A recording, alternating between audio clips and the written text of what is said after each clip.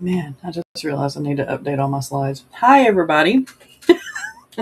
Welcome to another episode of Breaking the Block. We do every other Sunday now just to give ourselves a little bit of a break. But I will allow my co host to introduce themselves. And then I'll come back around, introduce myself, and then we'll get into the questions and discussions that we will go through. If you have any questions or discussions that you want to talk about, pop it in the chat and we will get to it. So, Sako, you want to go first? Okay. Howdy, folks. I'm Sako Tumi. I write horror under the name Cass Voit. If you want to know more about me, really, because I wear a lot of hats, and I have monetized most of my hobbies. So please to be Googling me at Sako Tumi or Psycho Sako, and you'll find all my stuff. My Substack, my DA, my Instagram, and maybe my Facebook. And drop a line sometime. I would love to hear from you. Oh, Mama, you're muted. I knew that. And I tapped it thinking I unmuted myself and it didn't work. Okay. Hello, lovelies. I'm Mama Maggie Ward, independent author, stroke survivor, migraine overcomer, and one of the more prolific writers you've never heard of. This month I released The Huntsman's Hope, which is the last book in the Relic of Time Wars massive sci-fi fantasy Sword and Planet series. I'm looking forward to the All the Words August break that I'm going to be doing. Starting on August 1st, we will be doing a writing challenges, 18, 28, and 80,000 words. But the All the Words August is not a word count challenge. It's a routine challenge. So we are also offering 31 days, 21 days, which is the weekday writer, and 10 days, which is the weekender writer, so that help you build your writing routines for the upcoming autumn and winter writing season. My favorite seasons. My favorite seasons. I'm Lauren Nettles. I write things. A lot of horror, some dark academia, some spicy things, I guess. Yeah, I am here. I have to go to work, so I can only be here for an hour. And then, yeah, I'm here. I'm excited. I am Rach, or Rachel D. Adams, as my author name is said. I write all kinds of stuff, but mainly paranormal romance, urban fantasy, and how-tos, and any kind of guides for other authors. So you can find me at racheldadams.com, and then just use all the pretty little button links to get to everywhere else. Nice. So, welcome to my channel. I am writer Sam Wicker. So, I've only got this much out of my coffee cup so far, so bear with me. I write romancy, and the spice levels range from anywhere between 2 peppers to 5, 10. And yeah, I've got 6 books published. You can find them on my websites and everything. I will be popping in everybody's links into the description box as we go. And let's pop into the first question. Well, actually, let's say hi to everybody first. Rachel pulling double duty. We got a cat paw. Hello. Maggie also pulling double duty. Eva saying Laura. And that she missed you. And hi back to you. And Ray saying hi to everybody. And yes, the peppers. All peppers. All right. So now, the first topic we have. This has been kind of popular on TikTok here recently. Are authors excluding readers by using SAT/. complex words. And keep in mind that the average American has a sixth grade reading level. I think it's fourth grade now. Is it Third, so I just came from a writer conference, and uh, the reading level has been dropped to third grade. Are you serious? Holy cow. Okay, I'm gonna put that. When I did my research for the question, they were saying writing levels. The average American was a sixth grade. Average American literacy was a sixth grade level. Mm-hmm. That was based on last year's end of school year statistics for 2025. There, we'll put it that way. Yeah. Yeah, we're not being ableist and exclusive by using pretty words. I use apoplectic and apricity in all of my books because those are my favorite two words. And this is a terrifying. The thing is if you have Kindle on your phone or you have a Kindle device and you're reading through Kindle and most e-readers will do this.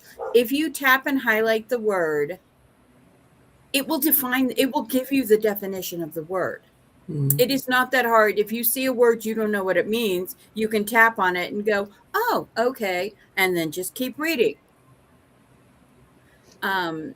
This is terrifying to me.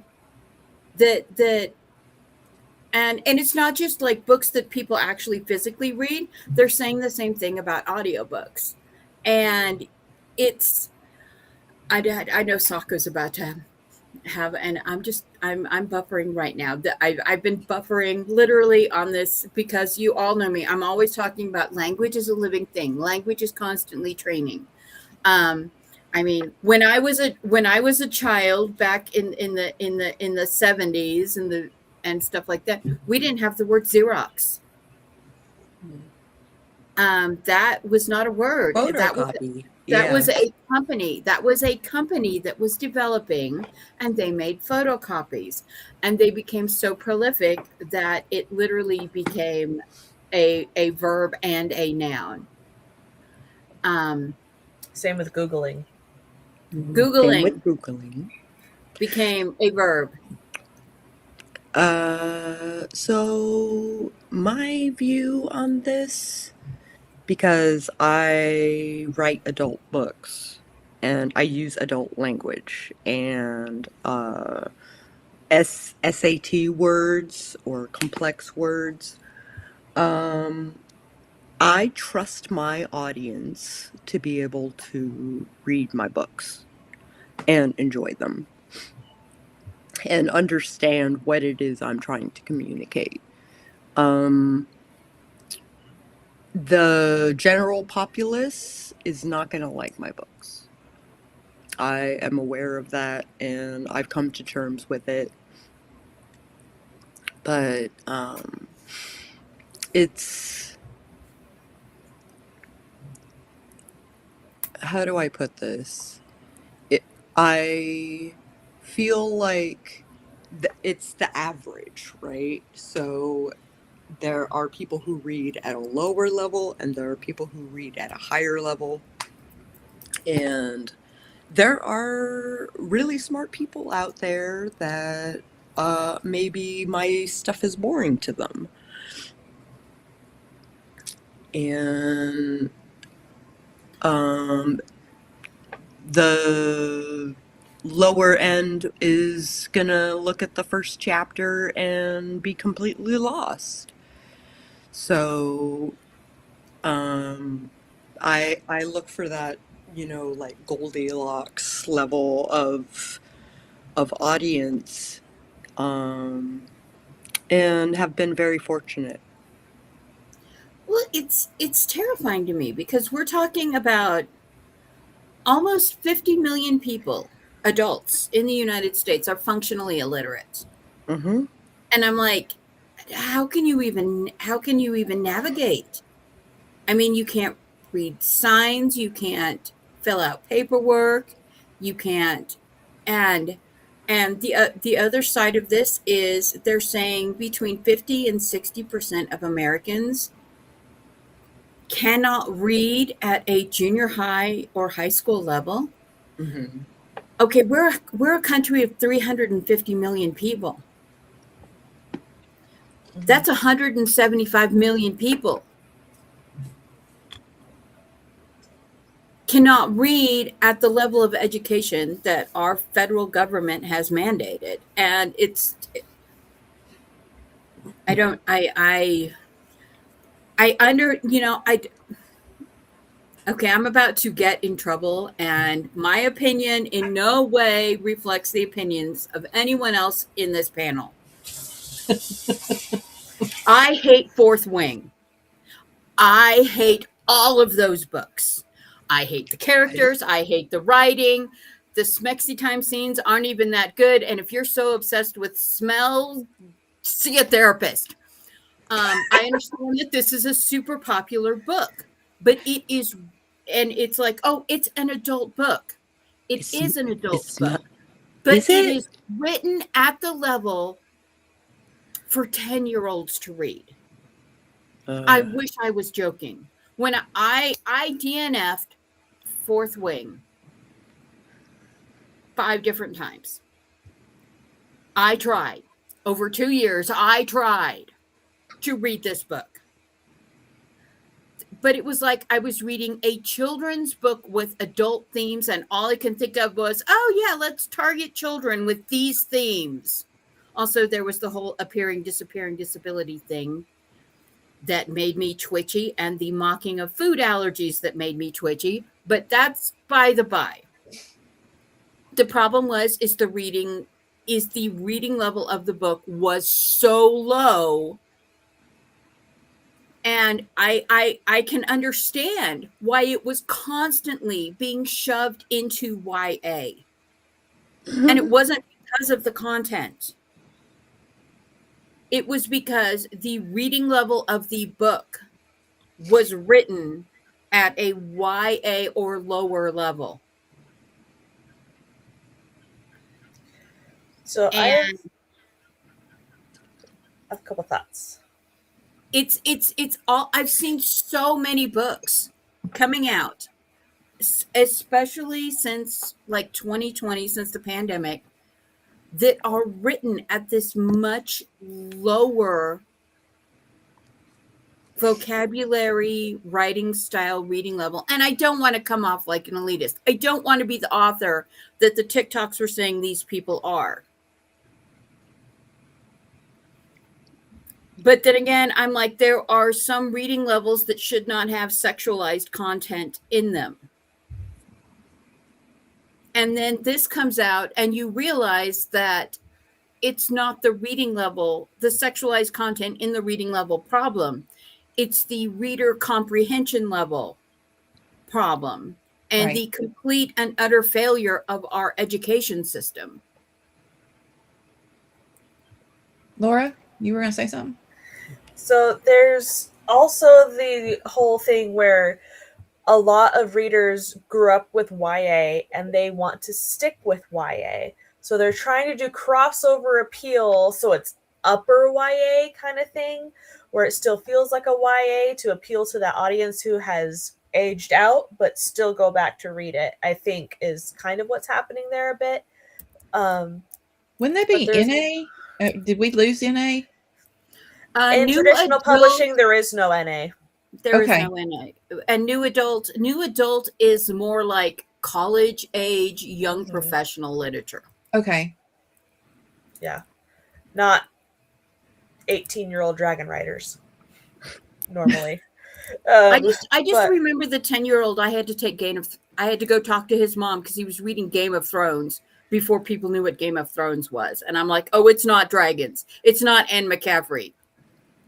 It's not Anne McCaffrey. Tamora Pierce. Yeah. But also, I was watching videos that were critiquing this critique, and they were like, okay, so you want to make a standardization of what words can be used that aren't ableist because most people know them. Well, what if you know the word, but somebody else does it. Does that make you ableist? Like, where's the line? There is no line you can draw. It's so I agree. subjective to you, your reading level, how you were raised. Did your parents read to you? Like, that, were there libraries in your school or in your town? Like, it's so subjective. Also, like, Gen Alpha can't read. Like, that whole thing is going down the toilet, where students are given a MacBook when they start first grade. And so they get in the habit of doing text to speech and speech to text. So they don't have to read, they don't have to write. And so literacy is going down the drain. It's just terrible. There was a article that came out that I read for my media literacy class a couple weeks ago, where a college professor had a very tough class where normally only a certain percentage would pass the class. And he decided to do it online and have like the take home midterm. And the average grade of the midterm across the board was 96%. And he's like, something's up. So he decided to do an in-person handwritten final.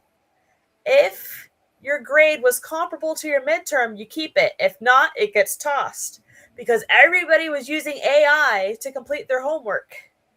Like, nobody is actually thinking and comprehending and reading original text. They're doing AI summaries, like the new version of Cliff Notes and Spark Notes. Teachers are being told to have students read excerpts from novels instead of entire novels nowadays because they just feel overwhelmed. Students are complaining when they're asked to write 5-sentence paragraphs. There are viral videos of students writing sentences that include the word silhouette, and their fellow students cannot read it. They have no clue what's going on. There was an article where they go over the intro to, I believe it's Bleak House. It's a Charles Dickens novel, where it's just the opening sentence, opening paragraph, and they ask people to translate it to modern English. Like, what does this mean? What is it saying? And Right. the majority did not understand the imagery.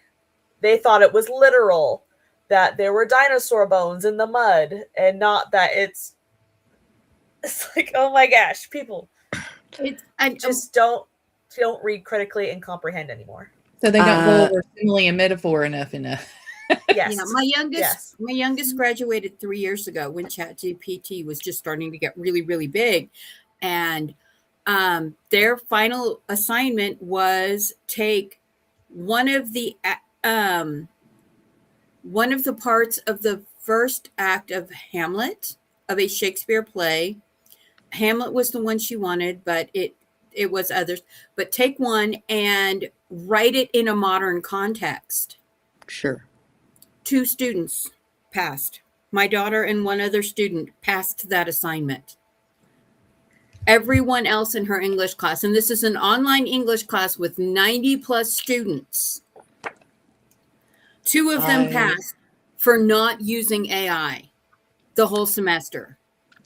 I was, when I was in college around the turn of the century, I've always been a writer.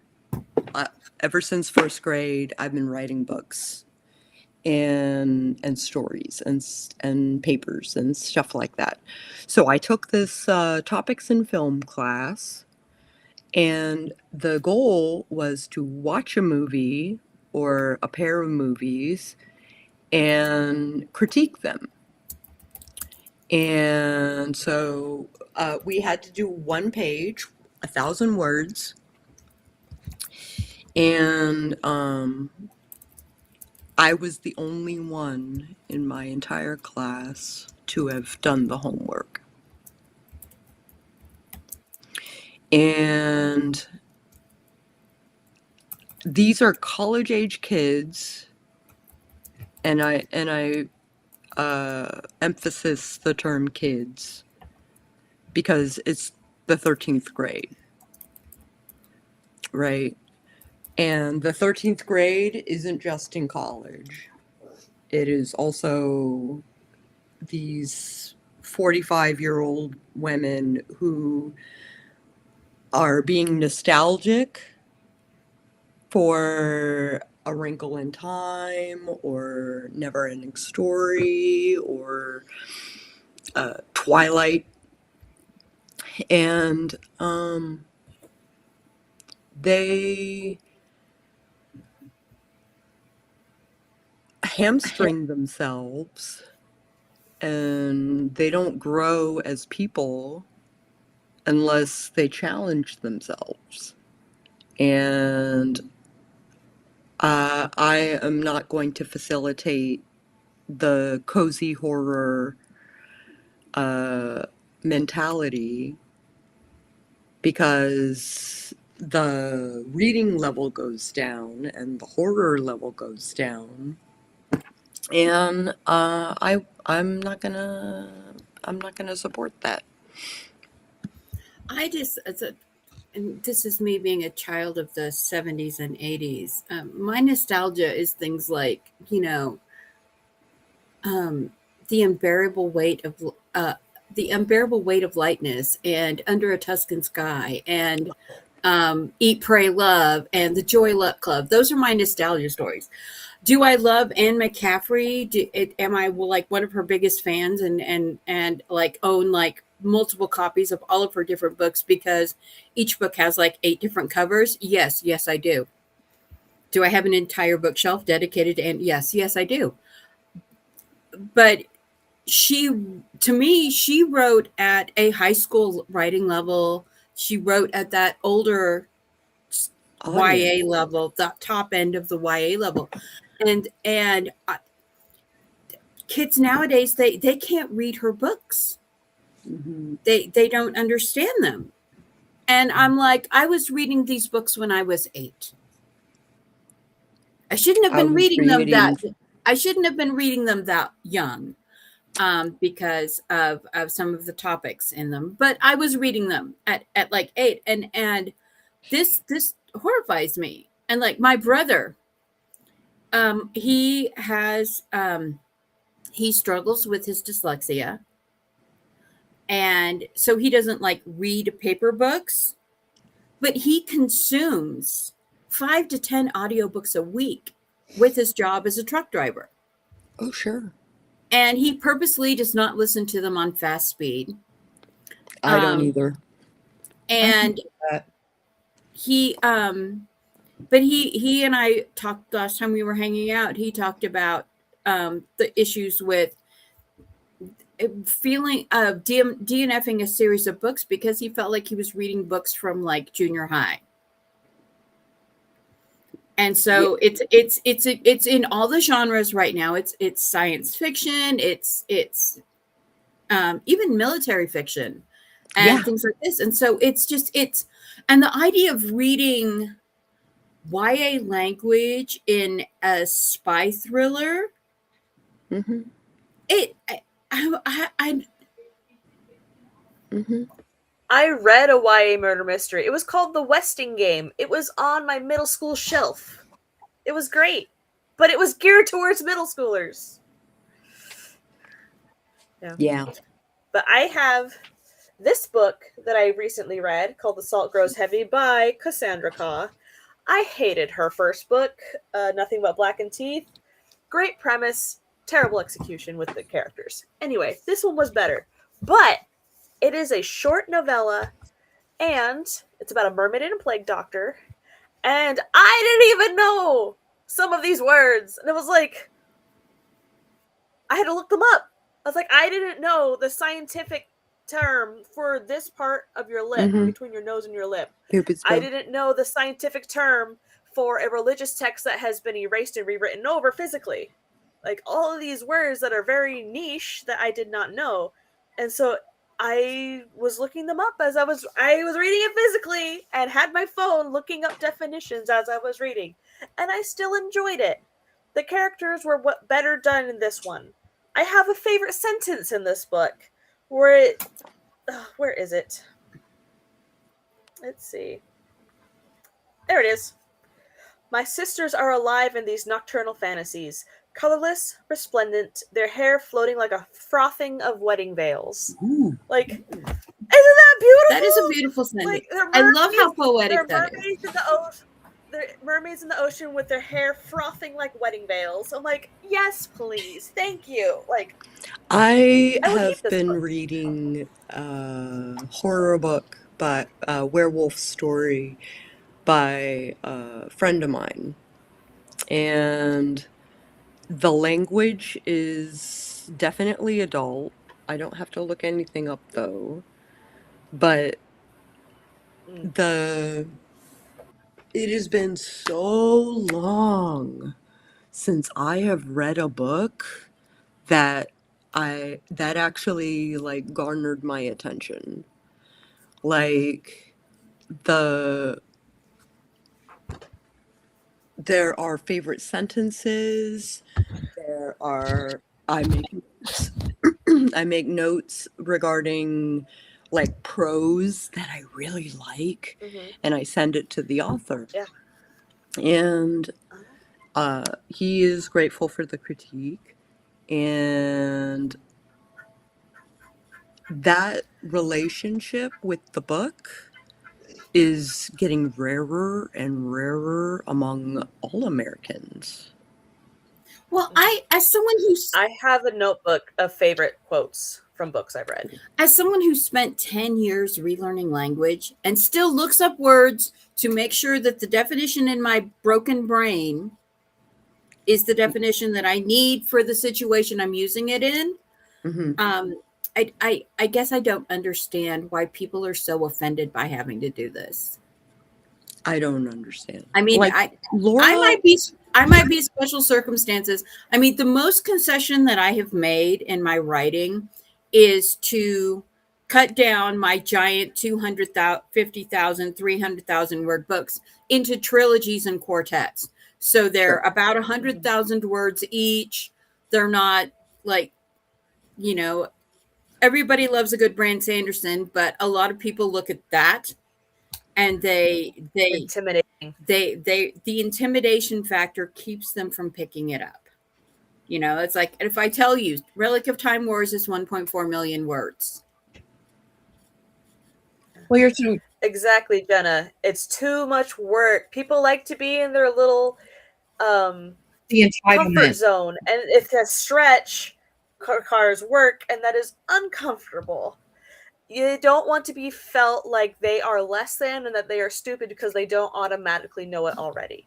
They don't want to be taken out of the scene to look anything up, and yet a lot of the same people will say, "Oh, well, I just scan read."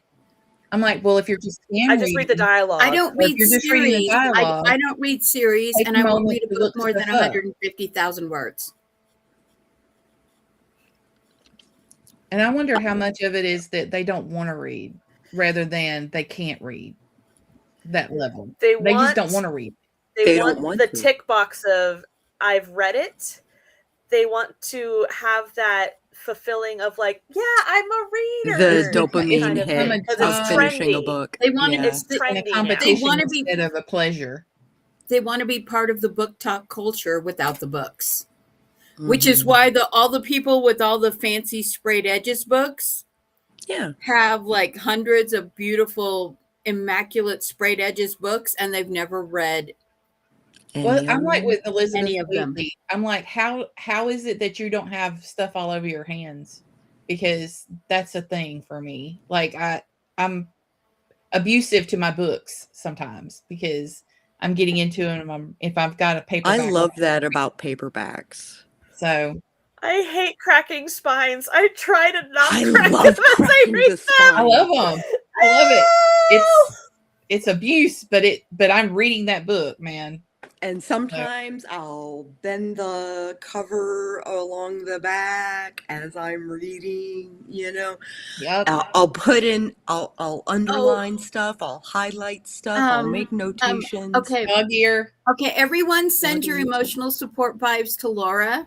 We're making her cringe like hard. I was at summer camp and we tore a book into 3 pieces so that 3 different people could read at the same time. Yeah, no, I can't. My mom did that with her sisters. We love you, My mom did that with her sisters.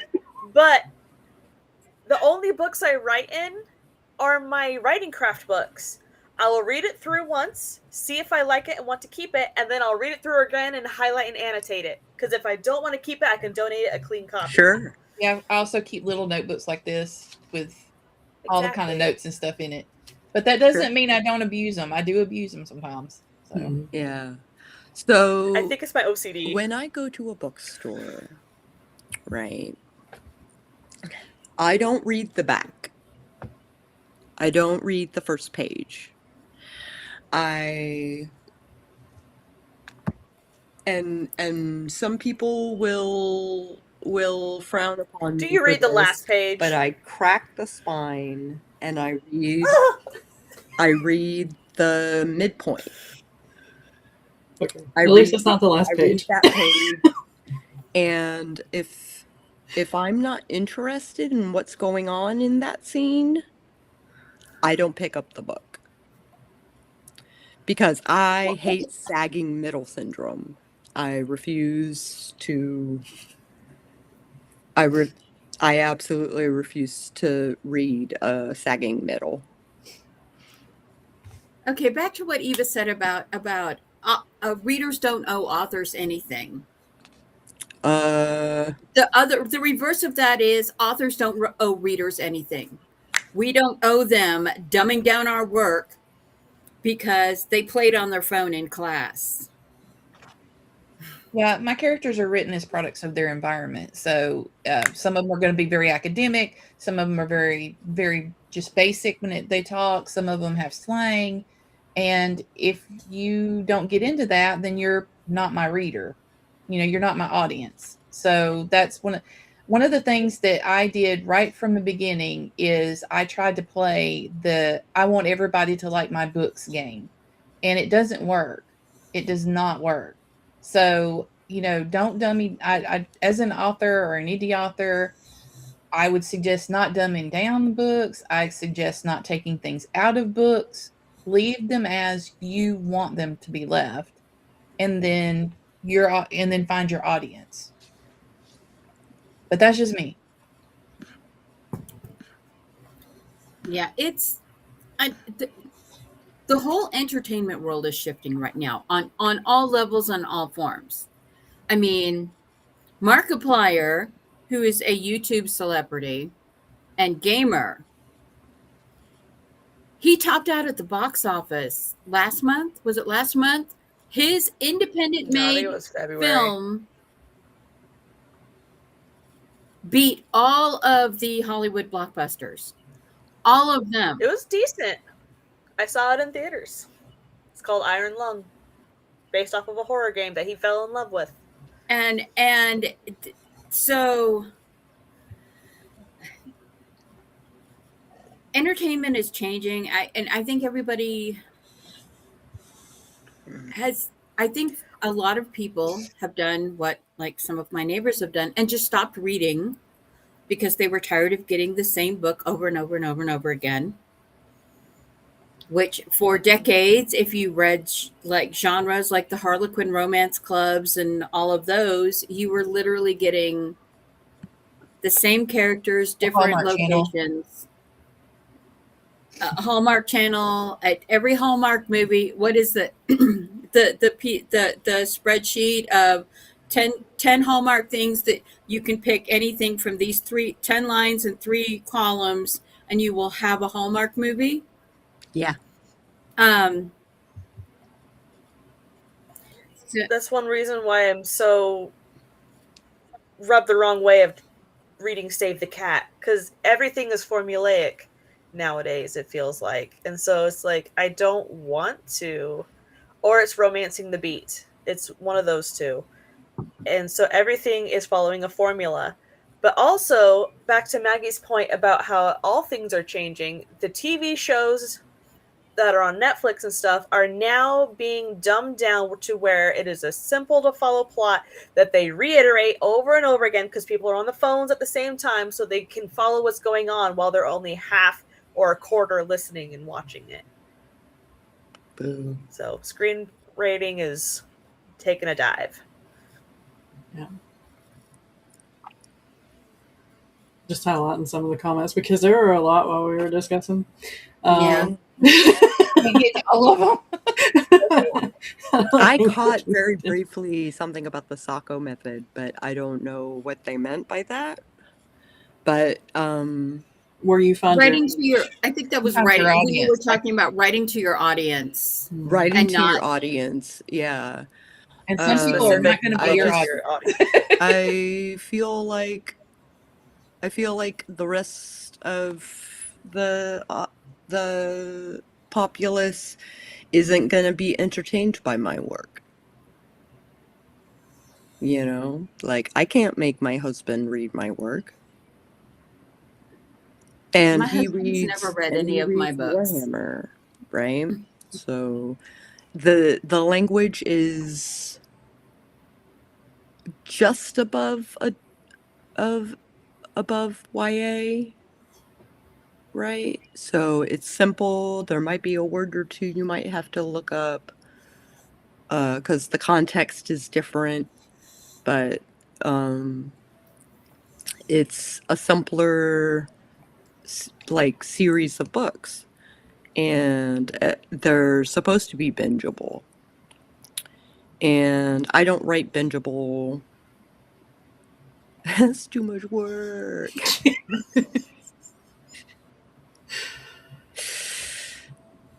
Yeah, it's this right here. I also get excited when I have to actually look up a word. Me too. So yeah. I look up words all the time, but that's because my But yeah, you're still in the throes of my brain will never be okay. populating your I'll always vocabulary. I was editing Cards on the Table, and I had to look something up to verify that I wasn't remembering the meaning of the word wrong, and I was remembering the meaning of the word wrong, and I had to fix it. I had to find Sure. the correct word, which Sure. sounded very close to the word I pulled. You meant Skinamax. If I don't know what's happening, the author failed you? So that's the whole thing with, I learned a lot of words growing up by context. That's how I learned the definition of them. So this is Context what you clues. I remember that shit. So Yeah. if an author inserts a word, $5 word or whatever they're called now, and you can't grasp what it's saying by the context around it, then the author might have failed you a little bit because, they just it's like they almost inserted it just for brownie points. It's like if you don't know what this piece of skin right here is, like Laura was saying, then you have to look it up. But if the context is something around the mouth, Mm-hmm. then you know area. The context was they were cut from here to here. And I was like, I don't know what that first here is. So I looked it up. Okay. Yeah. But the main thing is that they're cut. And that's the important part. So the context Cut works. enough to die. I just didn't know how long of a cut that was.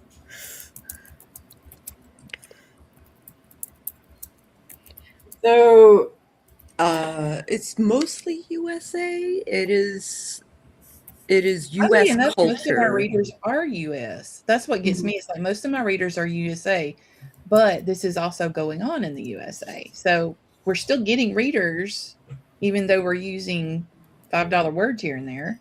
Mm-hmm. Right. They got the money to spend. They just got to do it. They just got to do it. Yeah. I think.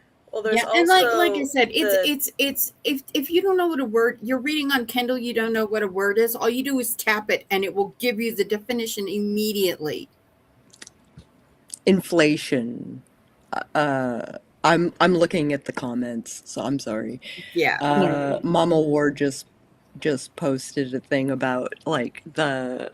Yeah, I grew up in the generation where it was 10-cent words. They were called 10-cent words, and $5 then words. by the time I got to college, they were calling them 25-cent words. They're And I think they're $10 words now.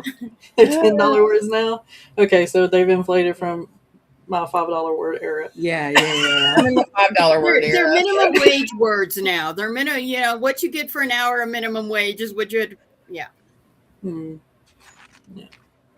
The last time I looked up the reading average of other countries, I know now this was 5 or 6 years ago, mind you.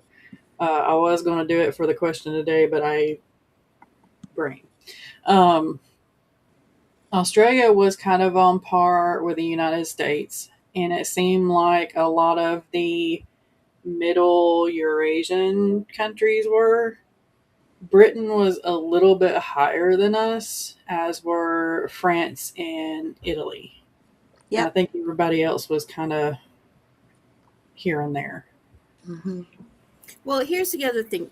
In the comment right below mine, what Eva says about authors using a word that doesn't fit the scene. There was a thing a few years ago of authors salt and peppering in words that college level words into a YA book, and the words and they were getting a lot of criticism because they were putting in words that did not fit. Oh, yeah, no, that's not good. I Mm, agree with that. yeah, that's not. Yeah. Yeah, I've known an My author or my two. I've known an author or two to do that. Just sprinkle in SAT words to make them sound smart. But for those of us who actually know what those words mean and what context they should be used for, like, it's Yeah. it's And there's not something stomachable. there was See, something that came up earlier about traditional authors versus what you can get away with as far as that's concerned, but also like to Maggie's point, when you read some of the stuff in a traditionally published work, you're going to find stuff that we are told is elementary.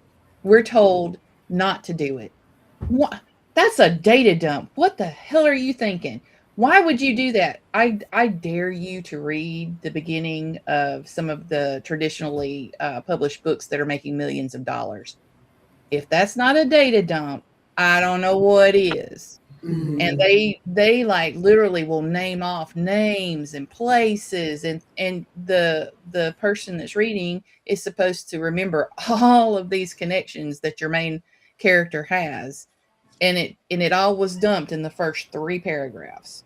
I can't, and I So DNF books like that. I have to it's admit. like, come on.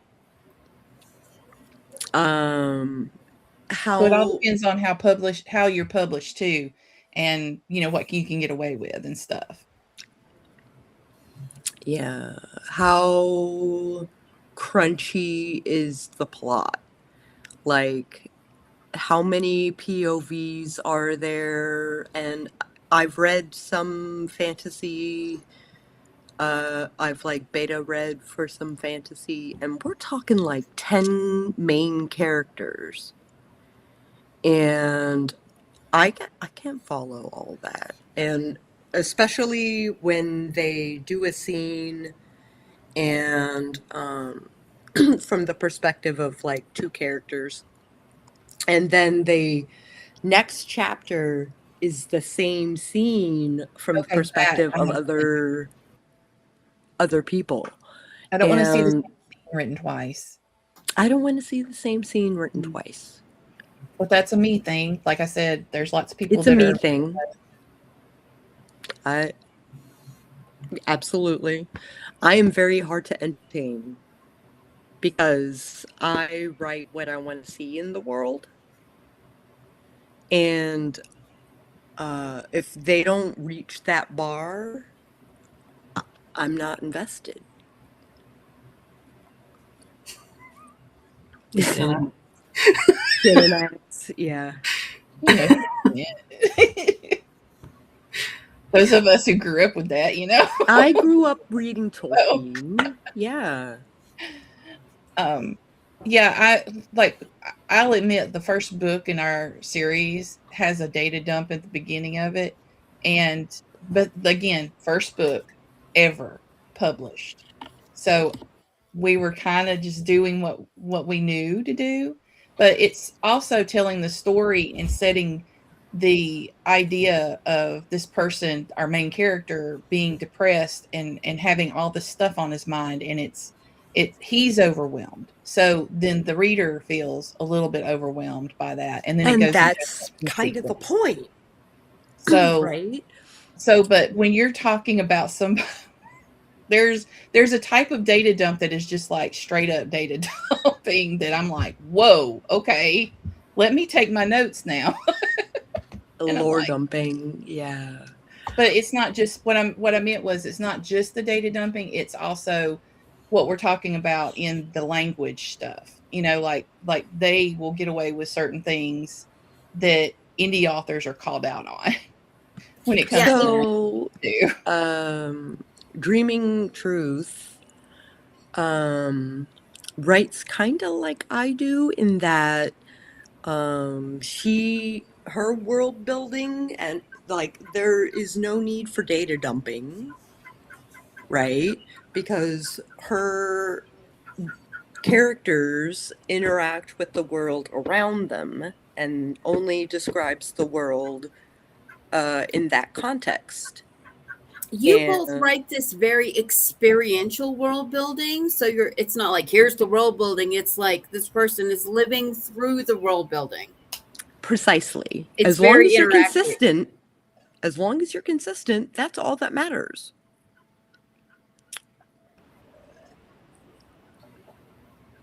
Okay. Okay. Do we want to hop into another question and Yes, Laura please. answers first? I have Oh, go ahead. I have one more Comment? caveat to this. So I do enjoy beautiful, more poetic, slightly purple, maybe purple Maybe purple prose prose. Me in my too. novels. And Yes, lavender. but the thing is, it needs to fit the voice of the character. There's a character voice and there's an author voice. If it is actually how the character would think and feel, go for it. If it's not how the character thinks and feels, maybe reassess and write from the character's voice. That's my only caveat. Yep. 100%. Yes. 100%. I was also going to play a little bit of devil's advocate on the last question too. Yeah. Technology has come a long way, Mhm. but it is still limited in helping certain demographics of people, like the blind, those who are in a vegetative state as well. So often they don't get the ability to look up the word as they're reading, because often they're listening to it on their tablet or something and they can't see to tap the word or something like that. I know voice commands have come a long way, and sometimes you can do that, but that's a little devil's advocate thing there. So, yeah. Team Stark in the comments makes a really good point. What if the person that you are writing is smarter than you are? That's always tough. I have the Wikipedias open, I have the dictionaries open, I Me too. have all of those open so that I can research CB all their Me too. lines. CB does so much research Yeah. for her She Tony Stark character. really Yeah. does. Hi, Jocelyn. Hi, Jocelyn. Yeah. All right. Okay. This Fun. next one is something that the question is something I stumbled across by accident and had this what the F moment. I immediately sent it to Rachel and Sam, who also had a what the F moment. And I think everybody in the chat had the one that did. so this woman who's an author was talking about her and her husband's romance story, and she said to him, what if you had the chance to go back to when we were 18? And he was like, I would find you immediately, I would stalk you till you loved me, I would be that guy who was there every day with gifts and snacks.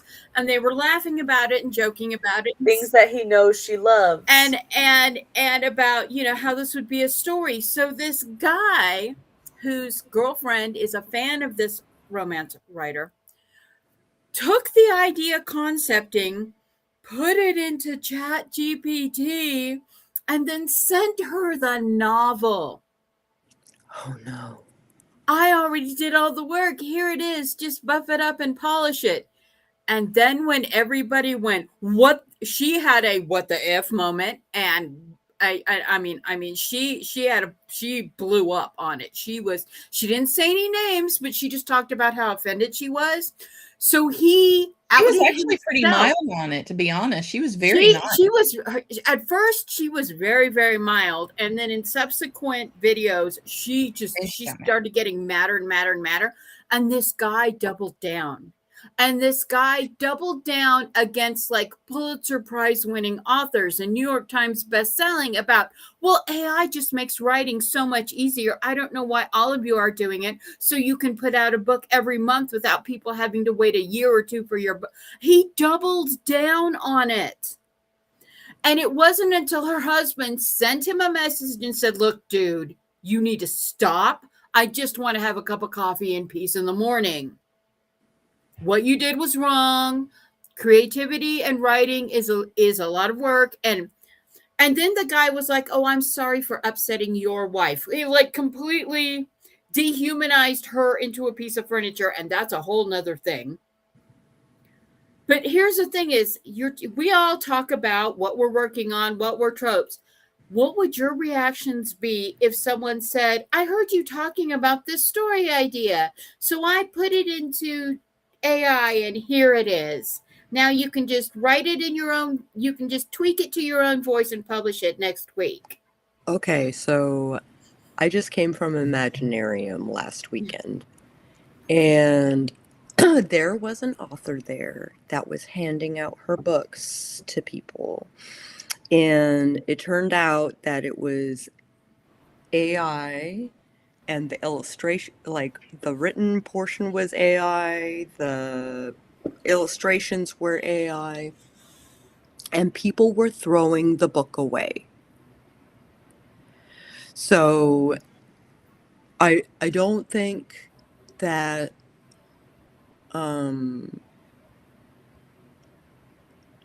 the AI book is going to gain any traction, because other people who read at a level a little higher than YA are frowning upon it. And CB using Chat GPT for grammar gets a little dicey, because it's much simpler grammar, and I don't know if that's your goal. Well, this writing story, aid and autocrit are pretty good about, higher levels too. And Yeah, I agree. so the Well- thing about this story is there's so many levels to it. It's not just take AI out of it. Let's just go take AI out of it. It's just the audacity of somebody to hear an idea that is based on someone's real, actual life and how they would react if something changed in that life. And it was their idea. They were going to do it. And then he had the audacity to take it, do it himself, and then be like, here, you can do it now because I've made it better. Yikes. I did it faster. You can publish it now. I've Like, already done all this for you, so we can't wait to see it now. What? That hurts. If I were her, I would be hurt by that. That would upset me, because it's like, I wanted to do that. That's the reason she said she didn't even open it, because she's just like, I want to do that. This is my story. This is my idea. Me and my husband came up with this, and it's special to us. And you just basically shat all over it. Yeah. What you did. Yeah. Yeah. And then for him to double down on it, like, nuh-uh, I made it better. And if you're not going to publish it, I'm going to publish it. Yeah, and I don't know why, the whole, I don't know why other authors don't do this so they can publish more efficiently. He kept bringing up the word efficiently. He seemed like somebody that was very, very set on efficiency He's and a very technical technical-minded stuff person, not a and not creative-minded person. creative minded. So Let's let Laura put her 2 cents in because I know you got to go here soon, oh yeah. and I don't want to miss I your do. thing. I have taken inspiration from certain elements of stories people have told me about their life, and given them to different characters, but they're like a couple sentences. It's Not a not, whole novel. I'm taking your life story and AIing a novel. No, it's, I think that this little tidbit that you told me would fit this character really well, and so I'll sneak it in. But like, it's totally detached. It's changed up a little. Um, yeah. So I despise AI. Um, yeah. I just feel like a lot of people are getting accused of writing AI when they don't, when they do use the bigger words, Yeah. because they sound more literate. And AI is trained on books that Classic. were literate. Yeah. And so it's trained on books from bygone eras that were of a higher reading level. And so when it produces things of a higher reading level, it makes us seem like maybe we were using it because it sounds similar. And so there's this whole AI witch hunt going on as well of, is it AI? Is it not AI? Um, is it partially AI? Did they leave the AI writing prompts in the text itself? Oh my gosh, the senators. Seen that? That was so bad. Mm-hmm. Can't get away from that one now, can you? Mm-hmm. Proof was in the pudding. So I don't know. It's just, I like taking inspiration from people that I've talked to over my lifetime, but I also am writing with my own creativity, my own world building, my own characters, um, and I'm not trying to make a quick buck. So I'm not doing writing as a get rich quick scheme with AI to just push out 200 novels a year. I'm actually doing it because I'm enjoying the writing process. Writing is learning. You have to learn grammar or word definitions or sentence structure type of things, and literary techniques like similes and metaphors, onomatopoeia, all those things to grow as a writer. And so I'm learning, I'm growing, I'm not relying on a tool that was trained on somebody else. Um, and so I feel like I'm growing as a person as I grow as a writer. And you don't really do that if you are using AI whole cloth just to write, I Yeah. think. You are a director, you are not a writer. You are directing the AI. So Yeah. that's my 2 cents. It's almost like taking credit for the person that you hired to make a commission or do a commission for you. Exactly. Like, I gave them this prompt, this character to do, so I did that art. Mhm. Yeah, no. No. Oh, it's like with my dragons. It's like people say, "Oh, do you do that?" I'm like, I gave the artist the idea and the preliminary sketch, and then he actually knows what he's Fleshed doing, it out. and he Yeah. did it. Translated the work into a full-fledged Now I image. have a little dragon that's also a little bit like Stitch and got the big eyes and everything, and everybody knows it. So, but that's not my artwork. It's somebody else's artwork. So I make sure I give them credit. So it's just like but if I went and said, "Oh yeah, that's mine," and I did it all. No. No, I didn't. Mhm. No artist would ever work with you again, ever. I don't get a lot of credit. On my Wow. Relic of Time War books, I took my very, very, very bad photoshopped covers and ran them through a filter. Mhm. that clicked non-human artist, and I ran it through the Leonardo filter to change it into the image I wanted. And people were like, oh, this was just, and I'm like, I can show you the pictures that I smooshed together to create this picture. And I Yeah, Mhm. that's don't not hide a it from problem. anyone. I say in the front matter of all of my books, it was like cover images is photoshopped pictures run through Leonardo AI filter to create a set style of filter I gotta because go. I wanted them to look alike, See and you. I don't have Bye. $1,500 to throw onto cover art. Mhm. But it's I don't know. I did I work for this trade. whole thing was just, it was like, It was so many layers. I had to watch it 3 times, Maggie. I was like, "Wait, he did what? Wait, he said what?" Because it was like misogyny. It was so much. I was like, "Dude." We'll have to get that link for everybody at some point because that was a roller coaster ride.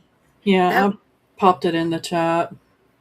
Yeah, it's and There we go. there's all these like Andy was saying, that they're just, people are mass dumping these books, and Amazon is at least doing something. They're pulling down like a few dozen mass market AI accounts a week. They are trying to do something, but that, I mean, what good does that do when you have the Barnes and Noble president saying that he'll sell AI books as long as they make money? Mhm. Um, it's and the bad thing is like we've all seen the ads, how to make money on Amazon, make thousands of dollars a month on Amazon using AI to write your book. Like, these ads are all over YouTube, and they have been for years. I mean, I feel sorry for this girl. I feel sorry for her. I feel sorry for her husband because I feel sorry for her husband, I have to say. he's done Describing with the this husband that guy has gone through and it was like this guy my was just, rant. he just would not stop poking at her. It's like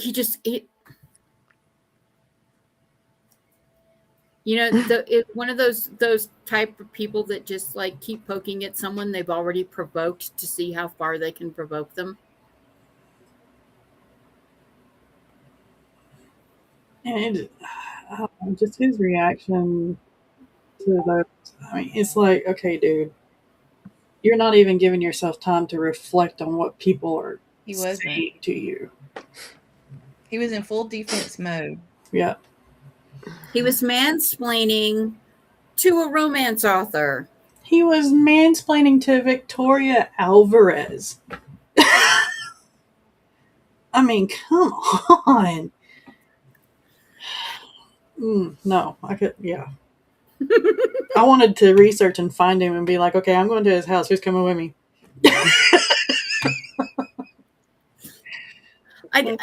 Honestly, after all of this, I'm wondering, does he still have a girlfriend? If I was there, no. He showed his true colors, man. I was just like, wow. Yeah. But No. here lately, the internet, especially TikTok, has been interesting when it comes to people showing their true colors and then everybody going, "You what?" Yeah. I'm confused as to what Ava is talking about after Towards the bottom. Laura's link. Like, Stalker level creepy. Yeah, it did seem like that because, I mean, who pays that much attention to a creator enough to think that it's okay to present them a present of their own That's a story. good point, honestly, because I'm just like, Well, yeah, he was why Like would a he he get was presented? doing stranger, it. or He did it so his girlfriend, so he could buy the next book for his girlfriend. That was the thing he said in one of his things. Oh, so Is he was trying to do he was something trying to to get get points brownie with the points. girlfriend by forcing her favorite author to publish a book that he wrote in AI based on a story she thought about. Yeah, no. And another stalker thing that he did was every time she did a video about it, not even naming him or anything, he was quick to reply, quick to be in the comments. I mean, yikes. Yeah, because there was a couple of times that she kind of ended it. Like she was like, okay, this is my opinion, and now let's just move on. yeah. And then he came right back. So that's He was like I said, he seems like one of the people that likes getting that DEFCON 5 reaction out of people and just keeps poking at them till he gets it. well, we should send him out there with the bear. One of the Please don't poison my bears. The bears had a hard winter. Hey, The bears had a hard winter. They didn't have a winter this year. You know, they determined that like 3/4 of the bears in Colorado did not hibernate this winter What? because the winter was so mild. What a hell. Oh, they're gonna be so grumpy all year. We've had bears in neighborhoods since February. And like the bears don't even care anymore. They don't care. They haul them off. They tranquilize them, haul them back into the forest, and the bears just come back down because there's no food up in the mountains. It's so dry, and the winter was so warm. And this right here is a very good point as well. Nothing is original. Yeah. Nothing is original. And everybody has their own experience with things. And there's also a way that you can approach this without getting someone hurt over it. Like in the Bella Earth Witch, I have a lady who has MS. And I based her off of my sister, or I wanted to. And I went to my sister and said, hey, this is what I'm doing. This is how she's going to read. Are you okay with this? And she's like, yeah, go for it. That's all that's needed. Question. Ask permission if you think the worst they can say is no. Exactly. And then you go with another plan. You go with another idea. It's like the idea of sensitivity readers when we were diving deeper into LGBTQ territory, that we were familiar with it, but we weren't absolutely sure about it. I got friends in the community to look at stuff and be like I was like, tell me no, or tell me yes, or tell me, hey, you need to change this, that, and the other. When it came to a lot of our relationship writing. So, so it's just a matter of respect, you know? Yeah. And if it's something that's general, I get it. Like, I'll write about Southern hospitality all day long because I grew up around Southern hospitality and I know what it really means. So Jocelyn has a good point. I'm so far behind on comments. when I was hosting this before, I was like, oh my gosh. Where is she? Where I am get I? passionate on here. It was a comment that you put up on screen just a minute ago. Oh, so one of the comments I actually got to. You got it. Oh, come on. Yeah, I can't Where find are it we? again. Oh my goodness. Yeah, bless your heart. Yeah. Bless your heart is not what you think it is. And oh honey is Oh honey. Oh, honey. Yeah. not what you think it is. Yeah. Is that what you were looking for? People want genuine humanity out of their content, and especially on YouTube. Holy crap. So But Reedsy did a YouTube video recently about this, and it was kind of like, hey, what we think is going to happen when it comes to AI and stuff like that. And that was one of the things that they mentioned, is that the weirder, the better, the more unique, the better. Because used to it was all about fitting in to get market sales and stuff. But now it's like, oh, now well, it's not we the want you to case. stand out because we want to make sure that it's a human behind the wheel. Mhm. And same way with a lot of the YouTube channels. There was this big push of people who were kind of introverted or that didn't want to put themselves on the screen, and they were making content that didn't have anybody on the screen. But now it's more, they're getting more views if they actually appear on the Yeah. screen. The VTuber became a very, very big thing, and now it's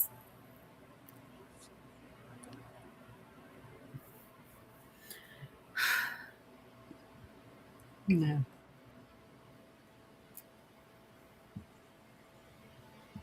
Yeah.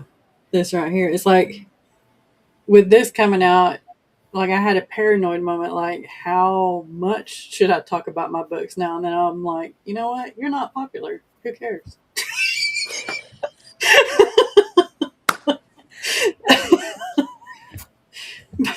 Not saying that it's not to dismiss it or anything. Yes, be Right. paranoid about your work, but yeah. Yeah. I have more anxiety about the witch hunts than I do about AI. Yeah. To be fair, as an author, I don't like. I don't think AI should be used in creative spaces. I believe it should be used as a tool. Mhm. However, that being said, there's a lot more damage being done by people accusing other people and not really knowing. Yeah. And well, not really knowing. it's the I wrote a Substack article on AI writing and the neurodivergent cadence because they read very similarly, and the and people who aren't history buffs, they don't know about the Red Scare and McCarthyism, and when they were accusing everybody of being a communist to the point that people were just absolutely terrified. And this is what's happening with AI. It's, and they're like, "Oh, you use AI." Well, I use AI for editing because it's non-generative AI, and you literally cannot get an editing program now that does not have some kind of AI search engine attached to it looking for grammar errors. Yep. Yeah. Exactly. And my book, The Spartan Chimera, got nominated to this guy who does fantasy book reviews.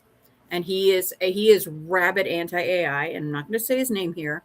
And he was like, "Well, it's obvious that you're an AI writer." And I was like, I'm like, no. I said, here's a picture of my daughter and her dog that was used for the front cover and run through a filter to put a Spartan armor on her. I said, I use a non-generative AI. I use Word editor. I use Google editor. I do not pick what they pick. I go through and I look at it and I correct it myself, because if you pick the autocorrect, it leaves a little AI tag in your actual metadata. And it does not differentiate. People who are the AI hunters do not differentiate between generative and non-generative AI. They just see the little metadata tag and they blah. So it's very and I explained to him, I'm like, there's not a way for indie authors to get their books edited, to do that first level of editing or even writing without AI touching their draft because it is now embedded in all writing programs. Yeah.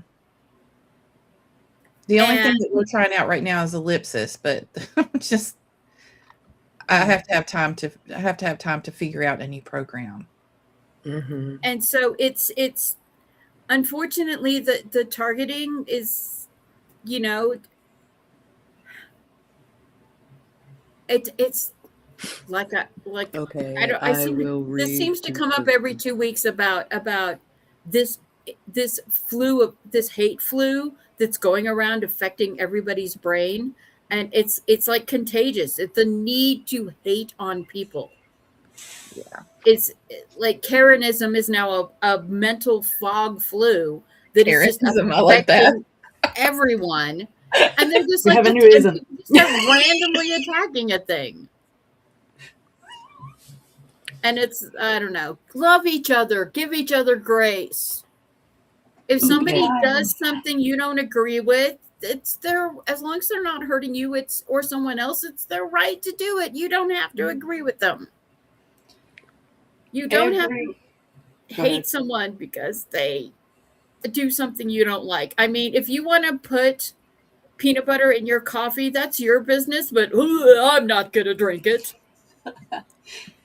Every religion, creed, moral has one rule, and that is be kind. I usually say it as something else, like don't be a dick, but every religion, every creed that people believe in has be kind as a rule.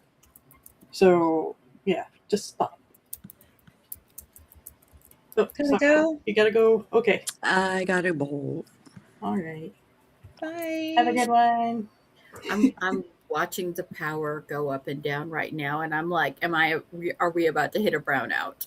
Okay. So we want to go to the last question real quick, or do we want to hit it, or do we want to save it for next time? I mean, it'll be quick. Save it for next time because this is next time. Okay. All right. Cool. This is a writing process question. Next time we'll do stuff on writing process then. There we go. All right. So if you're watching the replay, leave your questions in the comments about writing processes because we'll get to them next time. All right. So y'all want to do your outros first, and then we'll let everybody go and have a nice rest of their Sunday. I'm Mama Maggie Ward, independent author, stroke survivor, migraine overcomers, one of the more prolific writers you've never heard of, and I'm fine with that. Yeah, there have been some crazy things going on in the book talk and book threads circles right now. Just be nice to each other. The world is a loud, angry place that gets louder and angrier every day. And all these people pushing our buttons and trying to push your buttons and trying to like lure you in to get your buttons pushed. Just don't. Go sit outside. Well, don't sit outside today. It's going to be 103 degrees. But look outside from the air conditioning. And remind yourself that you know, the moon still rises, the sun still sets, the stars still turn, and the seasons aren't affected by all of the craziness going on in the rest of the world. Grass. Go outside if it's raining. Enjoy the rain for a little bit. Get cooled down from the rain. Just like, come on. What is this rain thing you speak of? Well, if it's raining, that's what I'm saying. If it's raining, go outside and enjoy it because you don't know when it's going to come back. So there's that. I posted links to the sprints that I'm about to do next. And also I need beta and art readers, and I'm giving everybody a sign up form for doing that for all the stuff that's going on through the first part of 2027. So if you are interested, hit that form up, and racheldadams.com for anything else. I'll be around. So check it out. All right, that was super quick and sweet. Yes. Thank you for joining us today on another episode of Breaking the Block. We will have our next one in August. I should have had that date pulled up already, but you know what? It's okay. I was about to say, I've had my cup of coffee, so quick and sweet. The 9th. So August 9th will be our next one, and we will be going over writing processes. So keep that in mind. And yeah, we'll see you then. Go to Rachel's Sprints. Show her some love. Yeah. Buy Sam's new book. Yeah, that might be a good advertisement for me to do. Yeah, Sam has a new book. It's very funny. It's very, very funny. Bye, y'all.